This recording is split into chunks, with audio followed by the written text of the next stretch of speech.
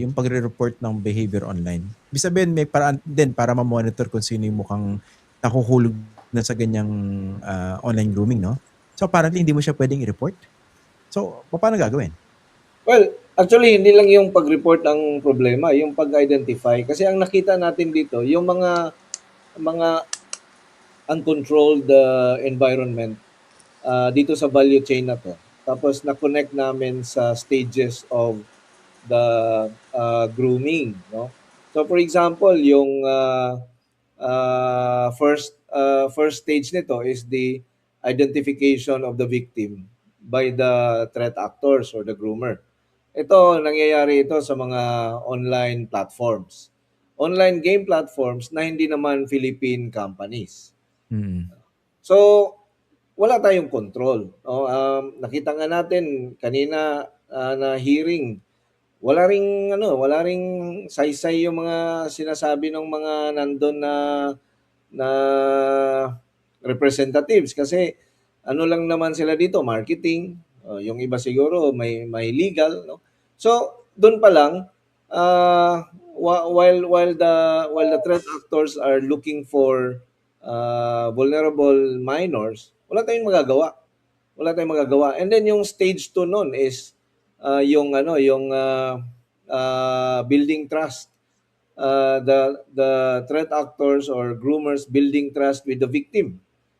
Wala rin tayong kontrol nun. Hindi naman natin masabihan yung mga online platforms kung anong gagawin nila eh. In fact, nakita natin sa ibang bansa, wala rin naman silang ginawa eh. Hindi lang naman Pilipinas ang mayroong shooting, stabbing, suicide, and other incidents na related dito sa ganitong violence. Sa ibang bansa, marami namang recorded. But these online game platforms did not do anything to improve their Agent, preventive and detective. kung ganyan, pwede bang i-require ng gobyerno? Although alam Tama. natin cross-border yan eh. Pero given the danger that lurks, hindi ba pwedeng Yes. i-require yung platform itself? Pag nakita nyo ng may ganyang usapan, nakita nyo hinahatak na yan dito sa ganitong online forum, i-report nyo na yan. Yes, yes, gano'n dapat ang hindi lang dapat sila mag-report, dapat yung platforms nila are capable in preventing. Mm. Kasi 'pag nag-report ka, ito nga meron kaming mga nakitang mga TikTokers na Filipino Filipino na accounts na talagang supporting violent groups and violence. Saan mo i-report 'yon? 'Di ba nakita namin si CICC kanina. Sabi nila kailangan nila ng intelligence fund para ma-address ito.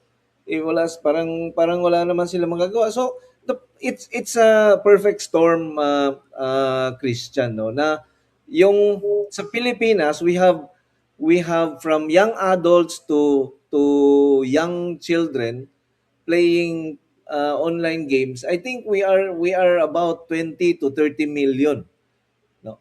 And how many percent of that number ang unsupervised by parents? Mm. So that's another problem because these kids are unsupervised. Mm. And ito very interesting itong scary at the same time itong nangyari sa Zamboanga kasi sinabi nila this young person has never been bullied, and Mm. he is also not having problems with his family. So how come na nag-groom siya? So dito papasok yung addiction to the game. You need to be uh, always winning, and for you to win you need to upgrade your paraphernalias, your weapons, and you're gonna need money for that. If you don't have money, then someone will come. Okay, I'll give you this, I'll give you everything. Doon sa game, After that, no? Sa game yan. yes, after that, coercion. There is coercion. Kaya hindi natin pwedeng isipin na mabait na bata ito, hindi na kasi may coercion na eh. And baka may blackmailing na nga dito eh. Pag Oo. hindi mo ginawa yan, ilalabas namin itong mga kung ano man ang meron naming video, kung ano man pinagawa namin sa iyo.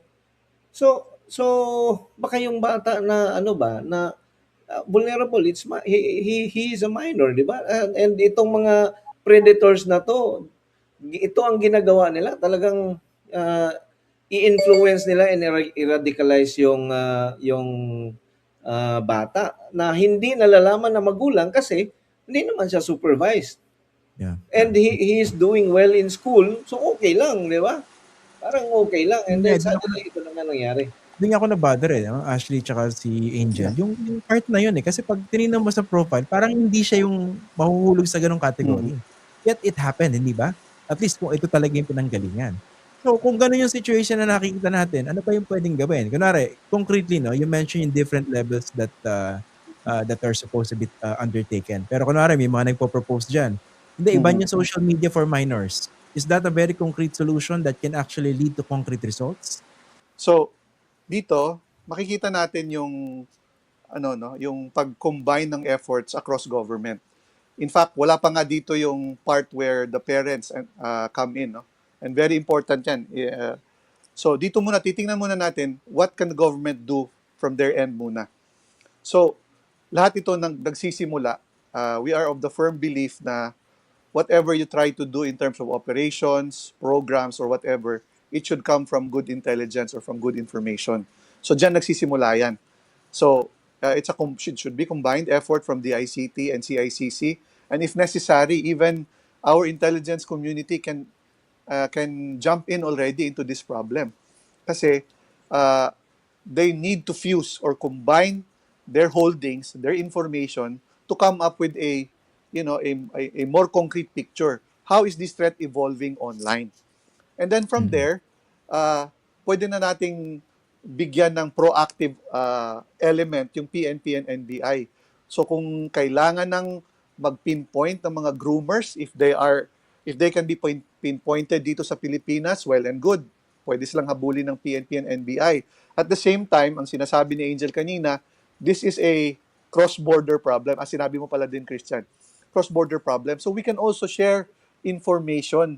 Kasi sa experience namin ni Angel, a European government actually went direct to us, a private company, asking for our help how to stem the tide. Ito naman, ibang problema ito, pero related din sa online harms. No? This was about child pornography. So, ganun Mm. din. Pareho din na situation to. We can do cross-border cooperation. And then from there, having established both the telemetry and the intelligence aspect as well as the law enforcement aspect, doon na papasok din yung tulong ng DepEd at DSWD. Paano? Si DSWD can work with the local government units and even the PNP, no? Kasi baka pwedeng nangyayari din ito, hindi na natin chine-check yung mga cyber cafes. Baka meron ding mga gamers doon na expose na.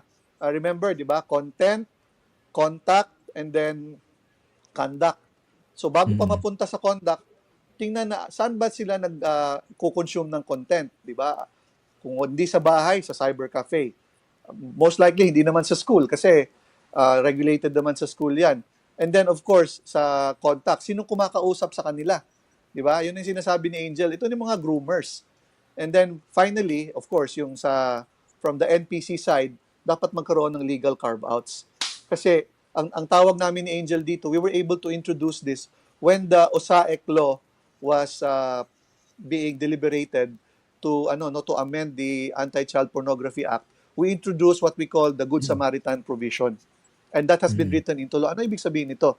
If the platform or the service provider preemptively blocks content or takes down a site, they should not be held to account because they are coming from a place of preventing harm.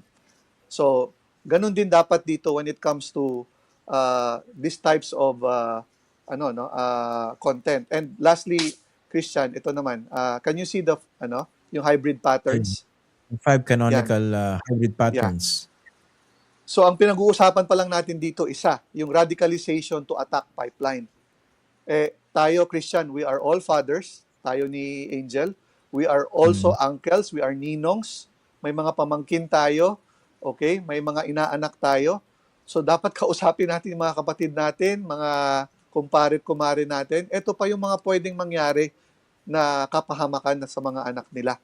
So nandyan po yung sextortion to financialized cyber child sex abuse material. Nandyan din yung AI-generated abuse content, yung live stream atrocity orchestration, tsaka yung challenge-driven mass self-harm. So kung titingnan mo dito, Christian, doon sa third column, ang mga enabler talaga nito are either social media platforms or gaming platforms. And dagdag na po dyan, yung mga technologies that are designed to evade detection and monitoring, like Tor, yung the Onion router, and mga VPN, so on and so forth. Pero may naisip ako yung isang layer kasi you're talking about the layers pero starting with law enforcement, tama ba? Or at least yung DICT, no? From government. Yeah. Okay? How about yung massive campaign on the ground? Mga kabataan nagsasalita, mga gamers din. Parang magkakaroon massive orientation, discussion, awareness campaign about nihilistic violent extremism. Kasi pag, kunwari sa akin nakinig, may generation gap na yan eh. Tsaka hindi ko ganun kaalam yung plataforma. Pero kung among gamers, parang i-encourage sila to talk about this.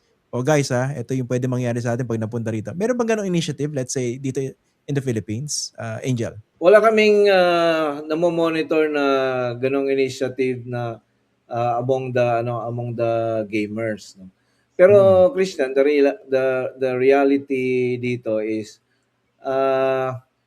kung mga young individuals ang audience mo, mukhang hindi ka papakinggan dito. Ang Hindi, kaya target nga. dito dapat is parents. Yun nga, Parents oo. dapat. Hindi, kasi kunwari ako yung nag-conduct niyan, sasabihin sa akin, sino ka? Hindi ka naman gamer eh. Di ba? Pero ibig sabihin, parang early on, kunwari lang, yung paghubog sa kabataan, yung mga habang lumalaki, 4 years old, 5 years old, 7 years old, bago sila ma-initiate sa gadgets, baka pwedeng simulan sa school, i-orient yung parents, i-orient yung mga teachers, Yun, para pwede yun. hubugin yung mga bata.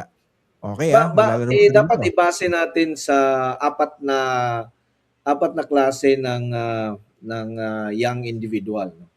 Yung isang klase, we have to assume na nag-groom na sila. Okay. So, ano ang dapat gawin natin doon sa mga ganong type ng gamer? Nag-groom na. And then yung isa naman is ongoing yung grooming. Anong gagawin natin doon? And then yung isa naman is papunta pa lang sa grooming. And then yung pang-apat, yung mga bata na gagamit, bibigyan pa lang ng gadget ng magulang, no? Yes, And tama. imagine kung anong supply yan. Ang dami niyan eh, di ba? So, kung titingnan mo yung common denominators nitong apat na to, kasi kailangan mahagip natin yon para matigil. Nabanggit nga ni Ashley kanina, online grooming to eh. May communication dito. So the best and with an immediate impact is you cut the communication. And the only way to do that is to temporarily prevent these kids from using gadgets.